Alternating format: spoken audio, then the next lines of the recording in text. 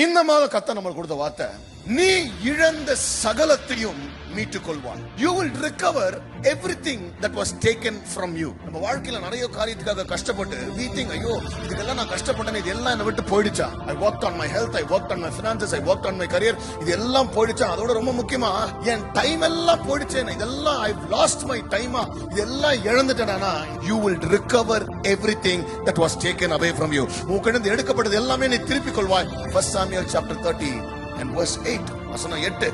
இன்னைக்கு இது திருப்பிக் கொள்வாய்ன்றதுக்கு என் ஆசை மட்டும் இல்லைங்க, it's a declaration, it's a promise from God.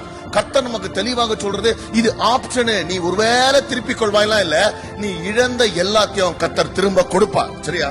And whatever the devil stole from you, your health, your finances, your relationship, whatever was stolen from you, God will give it back. And you also need to understand that God does not work halfway miracles.